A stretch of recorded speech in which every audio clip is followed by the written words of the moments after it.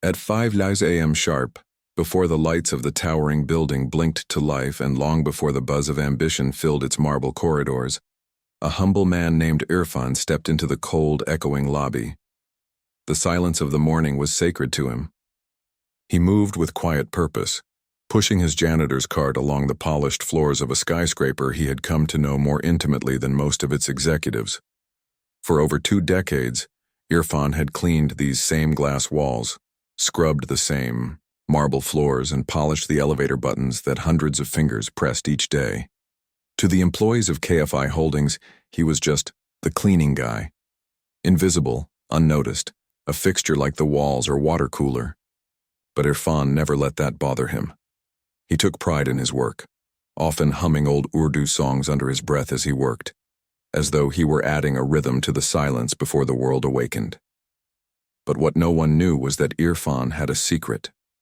Each day after finishing his early rounds and before the building filled with life, he would go to the 29th floor, the executive floor, and sit quietly in the empty boardroom. It was a space of power, filled with thick leather chairs and a mahogany table that smelled faintly of expensive polish. There, with a pen in hand and a simple notebook, Irfan would write letters. Not to anyone in particular, but to someone he called the one who will listen. These weren't ordinary letters. They weren't complaints or confessions. They were reflections, thoughts about life, human nature, the pain of being invisible in a world obsessed with titles, the importance of empathy, the quiet dignity of labor. They carried pieces of his past, his regrets, and the memories of his late wife who had died a decade ago. He wrote about raising his only daughter alone, about the dreams he once had of becoming a teacher, about how people used to greet one another with warmth, not just glances that flicked away. After each letter, he would sign it only with a single initial, I, and slip it under the door of the CEO's office. Not because he expected a reply or even a reaction. He did it because he believed that words, like seeds, sometimes grew silently in unseen soil. The janitorial job paid little, and Irfan's life remained simple. He still lived in a small 2-room apartment in the old part of the city, commuting each day on the same rickety bus that screeched at every turn. He wore the same gray uniform, polished his shoes until they shined, and carried a tiffin box with leftover dal and roti wrapped in aluminum foil. Yet despite his modest life, Irfan carried a rare kind of peace within him. The peace of a man who had accepted his place in the world, but who hadn't let it harden him. He noticed things others didn't, like the intern who always looked nervous before board meetings, or the receptionist who tried to hide her tears while answering phones. He saw how the building manager barked orders at security guards, and how most employees walked past the cleaners without a nod. But he never judged them. Instead, he poured his observations into his letters. On one particularly cold morning, Irfan arrived a few minutes later than usual. The bus had broken down midway and he had to walk the last mile. When he entered the building, slightly out of breath, he was surprised to see someone already on the 29th floor. The light outside the CEO's office was on. He hesitated. He had planned to leave another letter that day, one about dignity and how it had nothing to do with wealth. Quietly, he stepped into the boardroom, sat down, and scribbled the words that had been building in his heart. True dignity, he wrote, is not in how loud you speak or how expensive your suit is. It is in how you treat those with nothing to offer you. He folded the letter, slid it into the envelope, and stepped toward the CEO's door. The hallway was empty again. The light had gone out. Perhaps it had been on a timer. He dropped the letter under the door and walked away. Back, on the ground floor, the city was waking up. Cars were pulling in, people were rushing through the revolving doors, coffee cups in hand, eyes glued to their phones. The building began to buzz with energy, but Irfan had already finished most of his work. He leaned on his mop for a moment and watched as the same employees passed by, most not even noticing him, but none of that mattered. His letter had been written, his truth had been shared. Zayan Kamal was the kind of CEO who filled rooms with silence before he even spoke. At only 34, he had already become a corporate legend.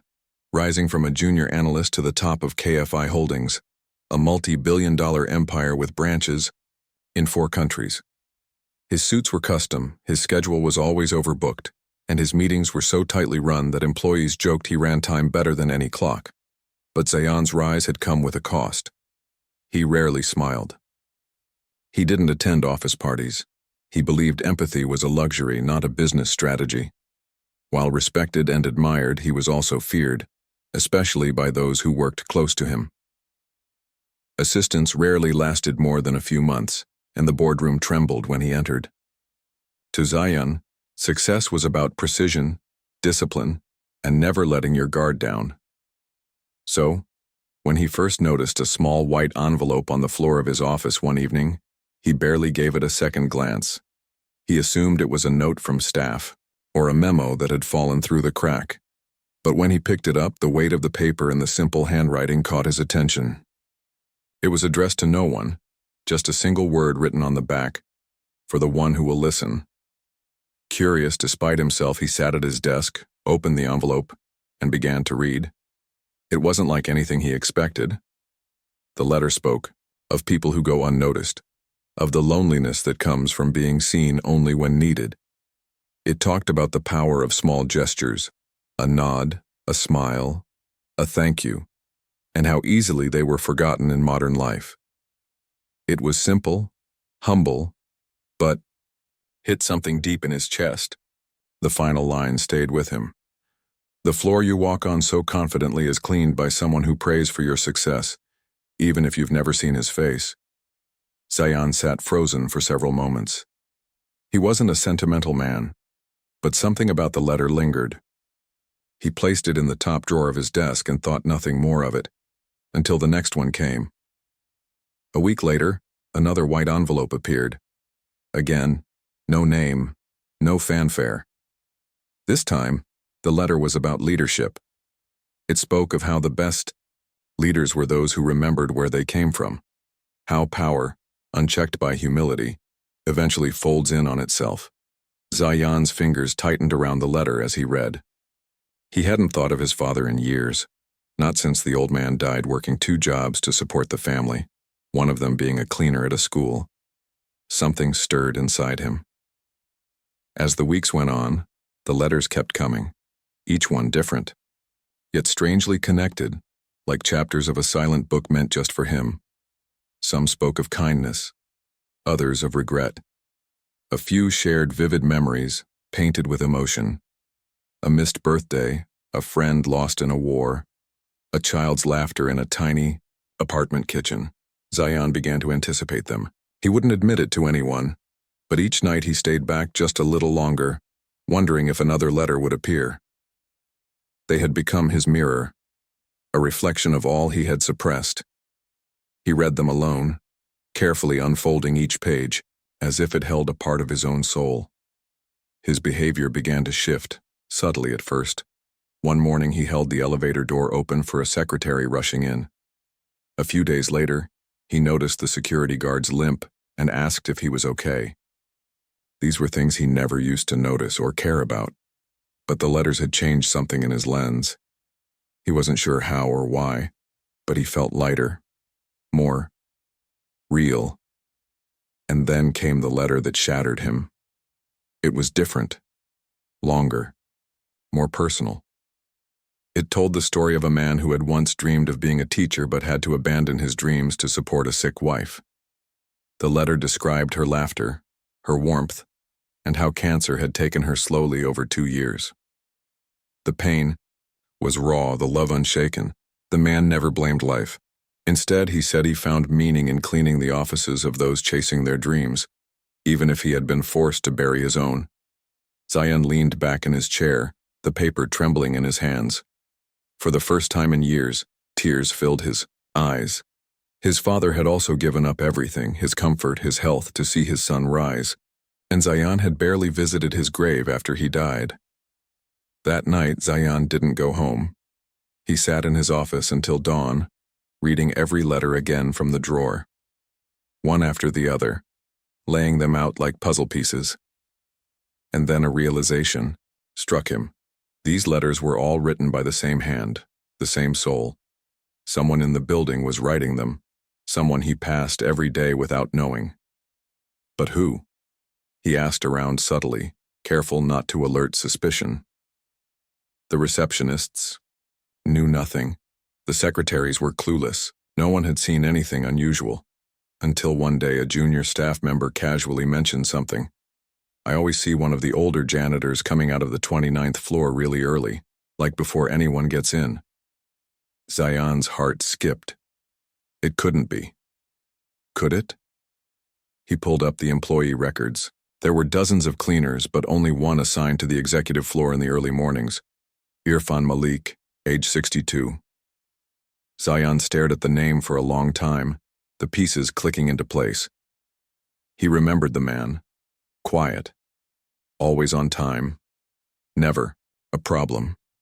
He had seen him dozens of times, maybe hundreds, but never once had he stopped to ask his name. And yet, here was this man, teaching him more about leadership, humanity, and life than any boardroom ever had. He knew what he had to do. The next morning, Zayan Kamal arrived at the office before dawn. He had barely slept. The night had been a storm of emotions, guilt, curiosity, admiration, and something else he hadn't felt in years, humility. The powerful CEO who had commanded empires and built boardrooms now found himself nervously waiting for a janitor. He sat alone in the empty boardroom, just like Irfan had, but this time not to give orders or make decisions. He sat to listen. At exactly 5:10 a.m., the elevator doors opened on the 29th floor with a soft ding. The cart squeaked gently, and the sound of humming reached Zayan's ears before the man himself appeared. Irfan walked in, wearing his usual, neatly pressed uniform, a thermos of tea peeking out from his cart. He was heading toward the hallway like always, where the CEO's office lay, no doubt with another folded letter in his pocket. When he paused, something felt different. The boardroom lights were on. He stepped closer and froze when he saw Zayan Kamal, the CEO himself, sitting quietly at the head of the long table. Their eyes met. Zayan stood. "Irfan Sahib?" he asked softly. The janitor's hand tightened slightly around his mop. "Sir?" Zayan took a step forward. "I believe you've been writing to me." A long silence hung between them. Irfan looked away for a moment, then back again. He didn't deny it. He simply smiled, gently, with the peace of someone who had nothing to hide. "I wasn't sure if they reached you," he said. "They did," Zayan replied, his voice steady but thick. "Every single one of them." Irfan looked down, embarrassed. "I didn't mean to overstep. I never thought they'd be taken seriously." Zayan walked closer. "They changed me. They made me look at myself in ways I never have. You've said things no one's dared to say to me, and somehow I listened." Irfan nodded slowly, then pulled a folded envelope from his pocket. "This one was supposed to be the last," he said. Zayan hesitated, then took the letter, but he didn't open it. "Would you read it to me?" Irfan blinked in surprise. "Here? Here. Now." The older man slowly sat down across from the CEO. He cleared his throat, unfolded the paper, and began to read. "Power is not in the hands you shake, but in the lives you touch. Some will remember you for the deals you closed, the empires you built. But most will remember how you made them feel when they had nothing to offer you." He stopped. "I wrote this for you," Irfan said, "but also for myself, because I spent years feeling like I was invisible. Then I realized, sometimes, all it takes is one person to listen."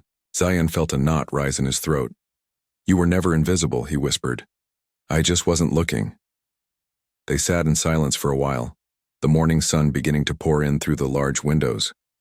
For the first time, the boardroom didn't feel cold or corporate. It felt human. Zayan leaned back, folding the letter carefully. "I want you to speak at our next company-wide meeting," he said. "Not me, you." Irfan's eyes widened. "Me? But You're the most honest voice in this building. They need to hear what I heard, what I felt. I've Never spoken in front of a crowd before, Irfan said, nervous. You've already spoken to their hearts, Zayan replied. This time you'll just be speaking out loud. A week later, the company gathered for a special internal event. Employees buzzed with confusion. Why had the CEO called everyone to the auditorium so early? Rumors flew, some joking about mergers, others whispering about a mass layoff. When the lights dimmed and Zayan stepped onto the stage, the room hushed instantly. But he didn't walk to the podium. Instead, he introduced someone most had never even noticed. Today, he said, you're going to hear from a man who's worked in this building longer than most of us. He's seen our company at its best and worst. He's written words that have changed me in ways I didn't think possible. His name is Irfan Malik, and he's not our janitor today. He's our teacher. The audience was stunned. When Irfan walked onto the stage, there was a ripple of murmurs and awkward shuffling. But when he spoke, the room fell into reverent silence. He told them stories, not about numbers, strategy, or growth, but about kindness. About the cleaner who helped a new employee find the lost ID card. About the cafeteria lady who packed extra food for a hungry intern. About how the smallest people often held the company together without being seen. He ended with one sentence that would be remembered for years. When a building shines, it's not just the lights. It's the people who wipe the glass when no one's looking. The room erupted into applause. Some stood. A few wiped away tears. From that day on, everything changed. Zayan implemented new policies, monthly open forums where any employee, regardless of role, could share thoughts. Anonymous gratitude walls were placed in every department. Pay was restructured so that janitorial staff and support workers received better benefits. And most notably, every new employee at KFI Holdings received a booklet on day one, a collection of Irfan's letters. He titled it, For the One Who Will Listen. Irfan continued his work as janitor but was now also the company's official culture mentor. He received a quiet office on the 29th floor, not grand but comfortable. Every few weeks he sat down with staff from every department just to talk. One afternoon, as he was cleaning up after a mentoring session, Zayan stopped by. You know, the CEO said, sipping tea, I used to think titles made people important. And now? Irfan asked. I think dignity does, he replied. Irfan chuckled. Took you long enough? Zayan smiled. I'm a slow learner. They sat in silence for a moment, the sun casting long golden lines across the floor. You never told me, Zayan said, why you started writing the letters in the first place. Irfan looked down at his hands, worn but steady. Because I believed somewhere in this building someone might still have a heart that listens. You were right, Zayan said. Then they both looked out the window, two men from different worlds now joined by the same truth. And somewhere, in the quiet corners of the company, the spirit of those letters continued to grow, not on paper, but in action. In every thank you, every lifted head, every kind word spoken to someone once invisible. The janitor's letter had shaken the CEO, but more than that, it had awakened the company.